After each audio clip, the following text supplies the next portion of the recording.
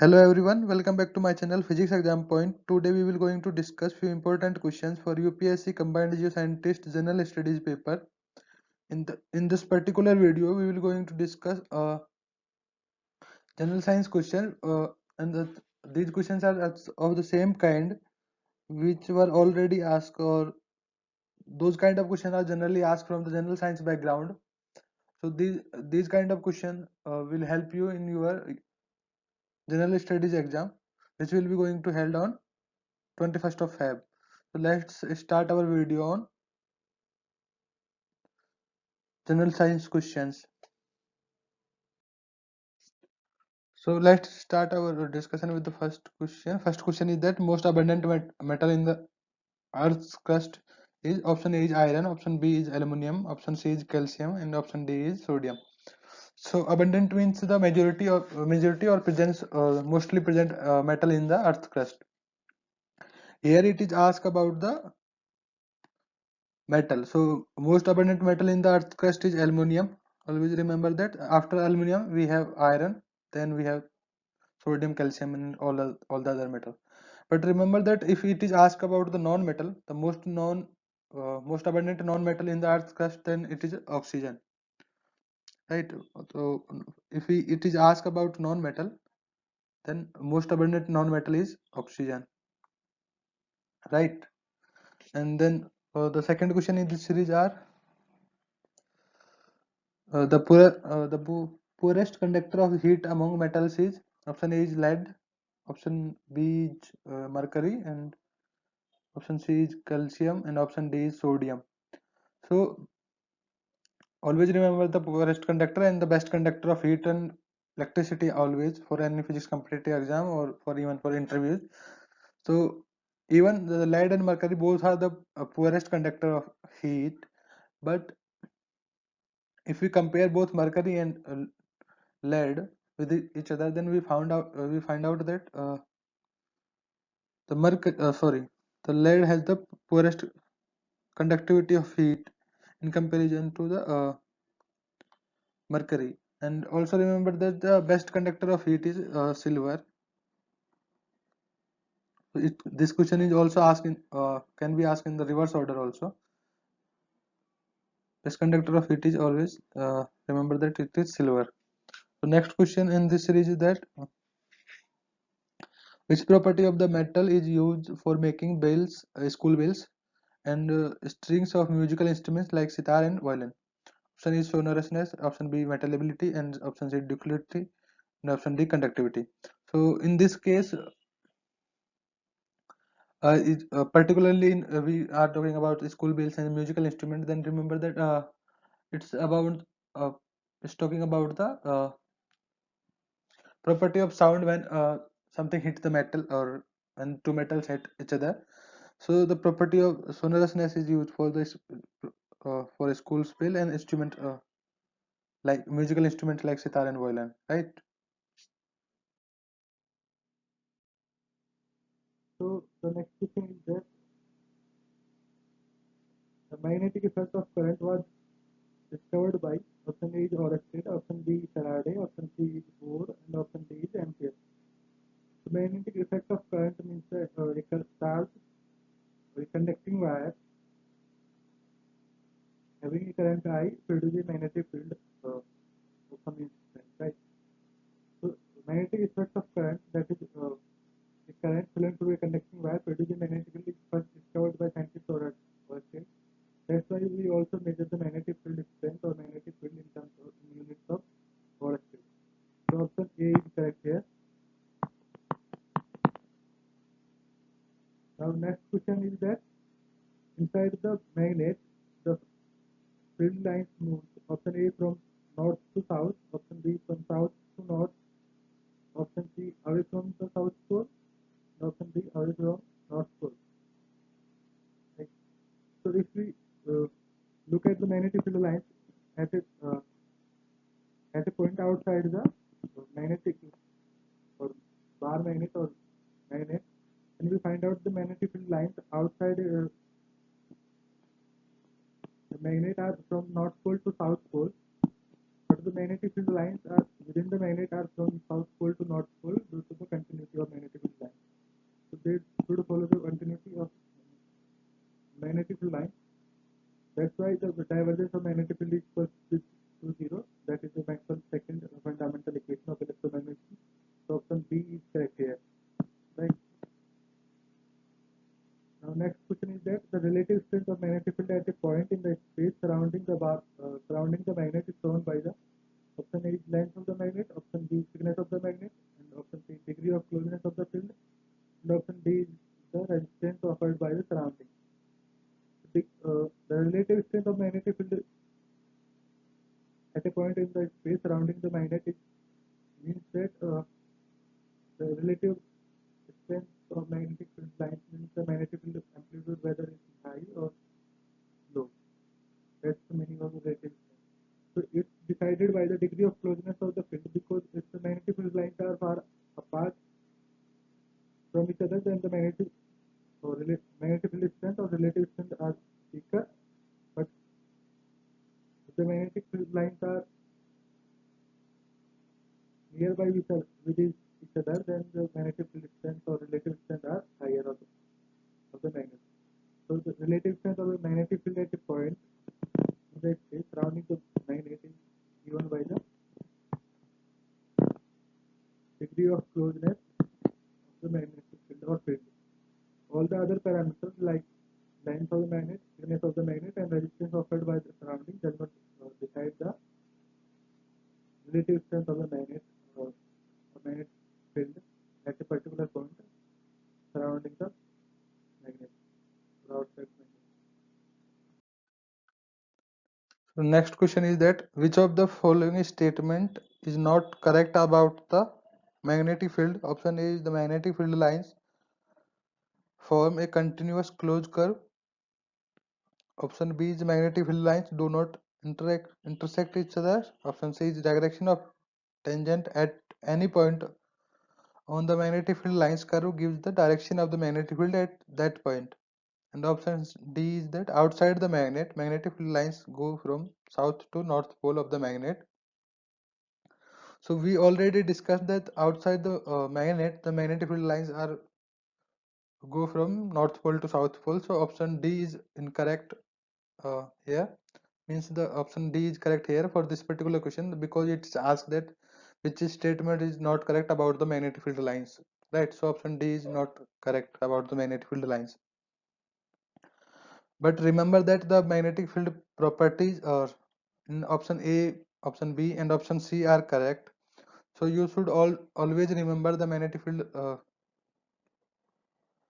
lines properties, because this kind of questions can be asked in different ways. So you should remember these properties for other kind of question. So remember that the magnetic field lines form a continuous closed curve.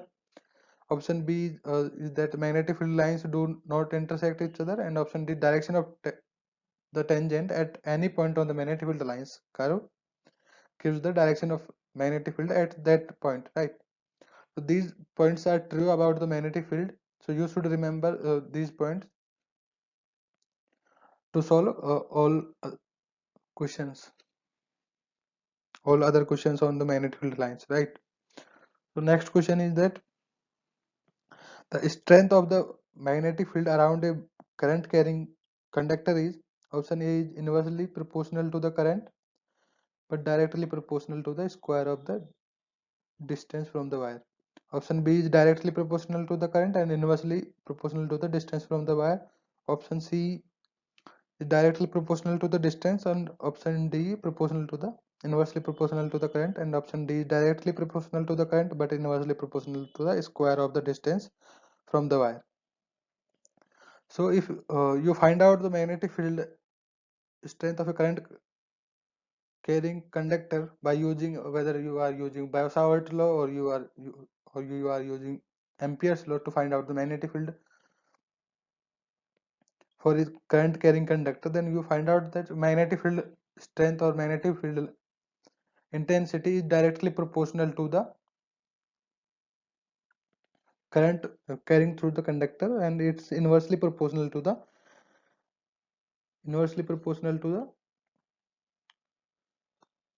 distance that we are going to measure. So correct formula is generally are mu naught I divided by 2 pi r, right? So you just look at the proportionality. Proportionality is like that, directly proportional to the r and inversely proportional to the distance. So option B is correct here. Now next question is that a positive charge moving upward in the magnetic field directed towards the north, magnetic field directed towards north, the particle will be deflected towards the option A is west, option B is north, and option C is south, and option D is east, right? So here it is given that magnetic field line directed towards north and positive charge is moving towards upwards, right? So you should apply the Lorentz force equation, like Q V cross B. So by using this equation, you find out that the deflection of the particle will be deflected towards the west if you are using the Lorentz force equation. So if you put all these parameter in this equation and you find out the direction of the force, then you find out the particle is going in the direction of west, right? And the next question in this series are, first question is the direction of rotation of a coil in electric motor is determined by option A is Fleming's right hand rule, option B is Fleming's left hand rule, option C Faraday's law of electromagnetic inductors, and option D is none of the above. So first you should know that what is electrical motor. Electric motor is a device that converts electrical energy into the mechanical energy. So in particular for electrical motor, the Fleming's left hand rule gives us the direction of rotation of the coil, whether it is going in the upward direction or whether it is going into the downward direction. So the option B is correct here. But if it is asked about the electrical generator, then the Fleming's right hand rule decides the direction of rotation of the coil for electrical generator. Electrical generator is a device that converts mechanical energy into the electrical energy. So for electric motor, it is Fleming's left hand rule. For electrical generator, it's Fleming's right hand rule that decides the direction of rotation of a coil. Right. Then next question is that a magnet moves towards a coil. Case first is quickly and case second is slowly. Then in this potential difference, option A is more in first case than second. Option B is more in second case than first. Option C both same in both cases, and option D cannot say. Right. So to answer this question, you should know what is the Lenz's law. Lenz's law gives us that in this potential difference, when a magnet moves towards a coil or a coil moves towards a magnet, in this potential difference is directly proportional to the rate of change of magnetic flux. So in the first case, when magnet moves quickly towards the coil, then we find out that magnetic flux change through the coil is more, that is induced potential difference is more. While in the second case, when the bar magnet moves slowly towards the coil, the magnetic flux change through the coil is very less compared to the previous case. So the induced potential difference is less. So option A is correct here, because more is the motion of magnet towards the coil, more is the induced potential. So the rate of change of magnetic flux is more to the coil. Right. So option A is correct here. The next question is that the magnetic field is the strongest at option A is middle of the magnet, option B north pole, option C south pole, and option D both poles. The correct answer for this question is the both poles. Magnetic field strength is maximum at the both the poles, north pole as well as on south pole, not on any other pole surrounding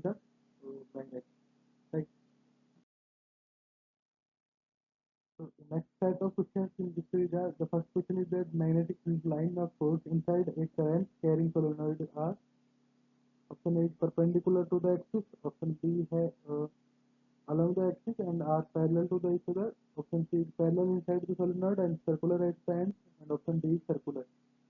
So if you look at the magnetic field lines of a current carrying solenoid, then you find out that the magnetic field lines throughout the solenoid or inside the solenoid are parallel to each other and are well separated distance or at the same distance from each other. That's why we call that magnetic field lines inside the solenoid are uh, nearly uniform, right? But if you look at the end side of the solenoid, then you find out that magnetic field lines at the end point of the solenoid is circular, while in the middle part of the solenoid is parallel to each other. It's circular at the end point because it should change its direction because at the end point we have a pole, and whether it's south pole or north pole, then the direction of magnetic lines change at the end point. So it's circular at the end point and parallel inside the solenoid. So option C is correct here, right? The next question is that a magnetic field inserted in the north direction acted on an electron moving in the east direction. The magnetic force on the electron will be active, right? So this will discuss for a proton in earlier question. So you should use that it mentioned that here it is mentioned that for an electron a magnetic field is given, electron is moving in the its direction, right? So you can make this curve. And, it is given that magnetic field direction is north and electron is moving in the its direction, right? Electron is moving in this direction. You can choose according to your convenience that you can choose y-axis and this is x-axis, right? Then using the magnetic force equation, Lorentz force equation, then you can find out the direction of the electron, in which direction it will be deflected. Remember that for electron, the charge on the electron is negative, so sign is reversed according to the product of V cross V, right? So if you calculate it, then you find out that electron will move in the vertically downward direction. So the negative charge present on the electron.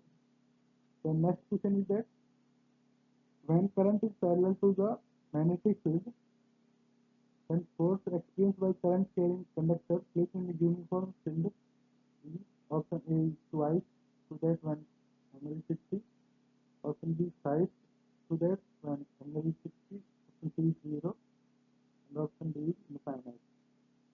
So always remember that when the current is parallel to the magnetic field, then the force experienced by the current carrying conductor is 0 when the magnetic field is uh, uniform in that region, right? So option C is correct here.